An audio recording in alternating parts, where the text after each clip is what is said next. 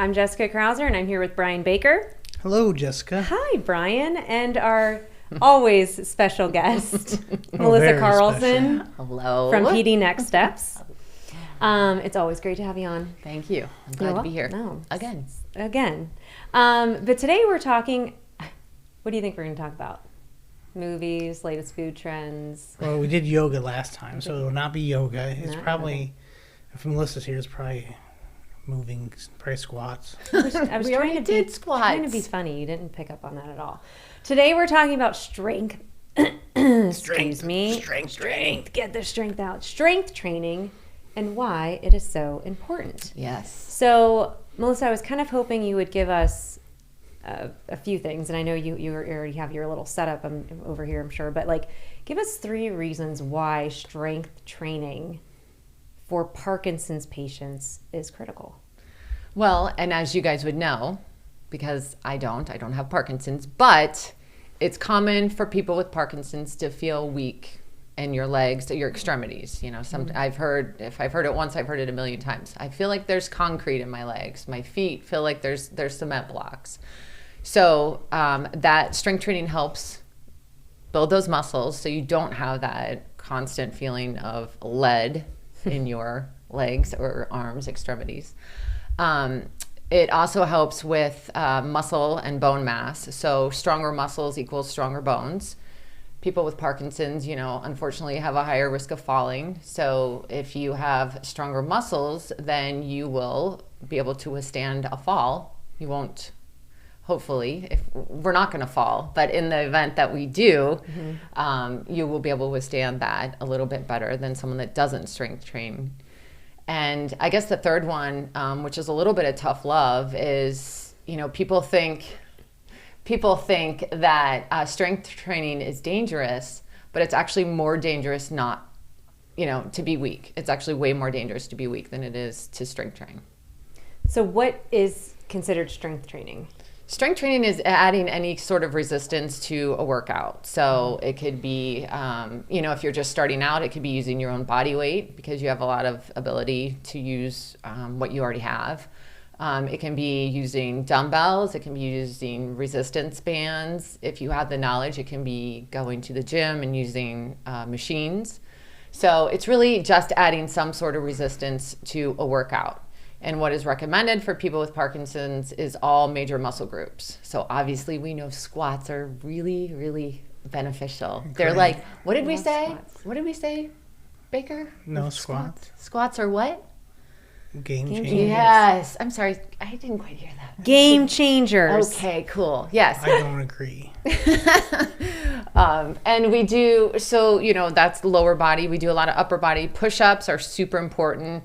That's obviously not adding any resistance unless you're like a crazy person and want to put like a weight or something on your back, but just using your own just using your own body weight to be able to push yourself up off the floor.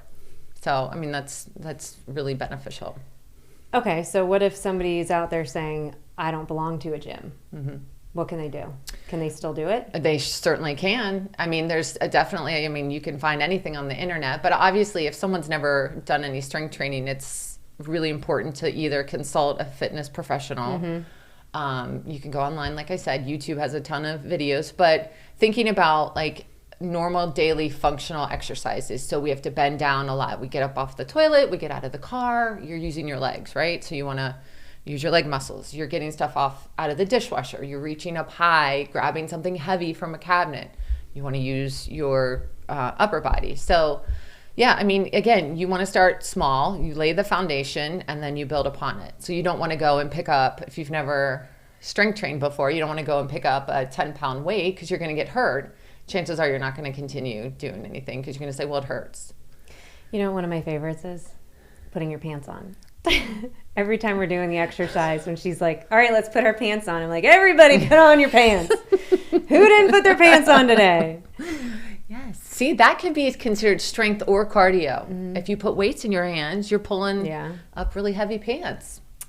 But is it is it like a common myth, or do people tell you like they're too old to do it, or it's too late in the game for them to do it? What would Absolutely. you say? I would say it's never too late. I mean, it's the earlier the better, obviously, but it's never too late to start. Starting, smart and at a very low level. If, like I keep saying, if you've never done it before, it's good to consult with someone, but it's never too late. And, working on those like movements that imitate daily living is a good way to start. But there's also some movement patterns that, that will help with your gait. There's actually some research out there that says strength training helps with tremor.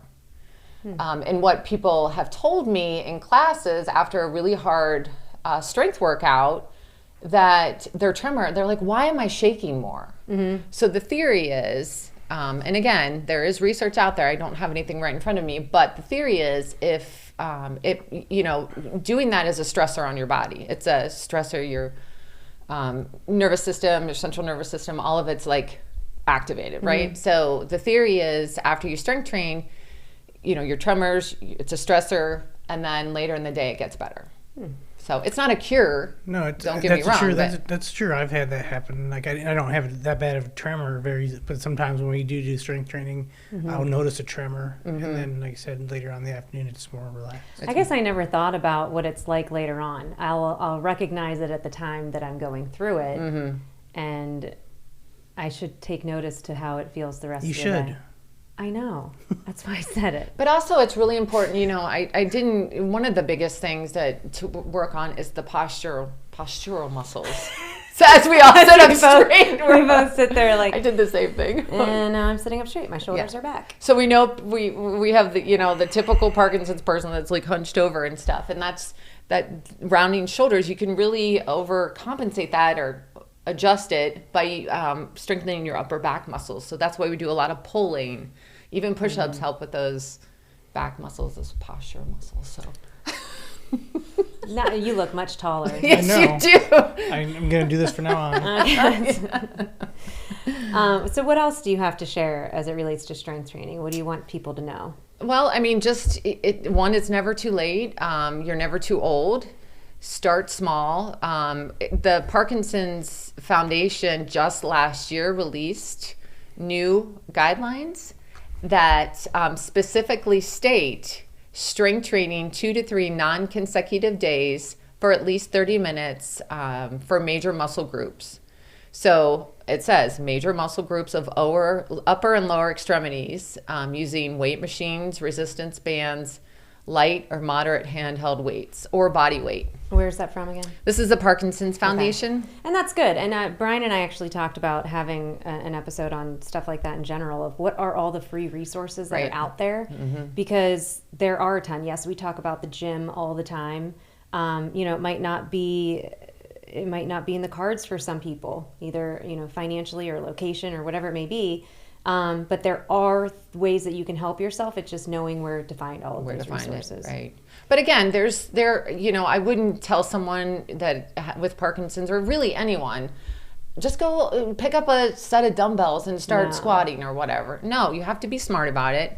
You have to, incorporate it, start small, lay the groundwork, build upon it, consult an exercise professional. We have a home workout series that includes strength training videos, which we offer for a free 30-day trial.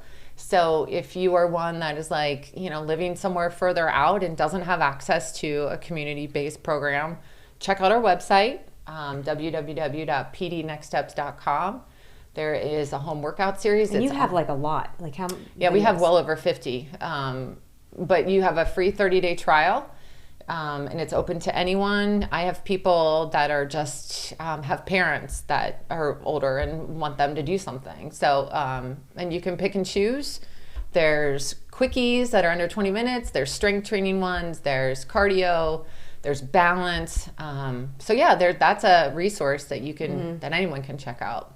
Awesome. What else, to leave everybody with? What are some examples of people that felt the way that we were talking about, that they're too old or it's too late for them or they're afraid of falling or whatever, that have now overcome that fear, and how are they doing? And some people take a little bit of coaxing, but there's just so much benefit to it. And ladies, let's be honest, we're not going to get bulky. We're not some of those bodybuilders. I think that's You got some guns. yeah. It's the first She's time toned. It's the first time I ever had them in my life, so I'm excited. She does. She has some nice muscle tone. But anyway, we get tone. We're not lifting like crazy amount of weight to bulk up. But it's really to your benefit. I've had people that have told me they were on osteoporosis medication, and since they've started strength training, they don't have to take it anymore, because again, that will help build the bone density and stuff. So it's really, strength training is just important. If people come to me and say, what is the first thing I should do? I was just diagnosed with Parkinson's. What is, from an exercise person? I would say to them, figuring out what their background was, but start strength training. Yeah, good. For sure. Yeah. You better get back on it. I know. What's your favorite strength move? Let's talk about that. You had surgery, but that's no. We don't do anything that I love. We don't do anything that I like. You're such a baby. No, What do you I'm like? old. I can't do it anymore. No. I am older than you. So let's try this again. What is your favorite strength move? Of course, from back in my days of going to the gym, I always like to work out my chest. So. Yes, but chest muscles, they're like one of the largest muscle groups in your body. So it's a good muscle group to work, and you do very well. When I had the surgery, I asked for a right chest implant. Oh, instead of your battery pack? I just told them I need a right implant. What? Oh my gosh. You probably walk into these hospitals and they're like, oh gosh, here's Yeah, they're like, here get he rid of is. this guy. Here he is Here's again. this guy. Great. Well, What? thanks. Well, what? We need to know yours. No, we don't have to stop. No, I want to know your favorite strength moves. Now that you have your guns. Your guns. I do actually. I like upper and lower body. Like I feel You're like such a kiss up. no, shut up. I feel like I can do so many squats without even thinking about it. Right. Whereas before I used to hate it. But I like just like doing, what are those, like the Curls. or press. Yeah. But those are functional. You think you got to pick stuff up. But we've had people in this past year that have, Karen did her first burpee. Yeah. And I was like, I was very impressed with that. I was like, Right. that's amazing. And you have to have a foundation of strength to do a lot of the Yes. moves. Yeah. If people say, "Oh, I can't do that," but you really can, because you have to have a foundation to do that. Yeah, so. you can't come in day one and be like, I'm gonna do this. Right. No, you have to And start slow. that's the frustrating part from people that have been in the gym.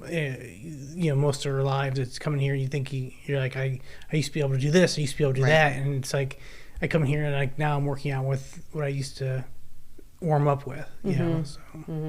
But there is a lot of muscle memory that you have from years past too. Yeah, I remember. And remember, you're doing the best you can with what you have right what you now. got. So, I'm punchable with you. Yeah, Just keep trucking along. Just Loving keep life. Trying, Yeah. Okay. Oh. Okay. I'm not going to say in our last 30 seconds. at the end of this. At the end of this segment, at the end of this episode. No, I do want to just kind of wrap it up with these. Oh, to wrap it up. Stop it. There are 3 main reasons that PD patients don't usually exercise, and this is actually a study that I looked at. It's because they believe that they won't benefit from it.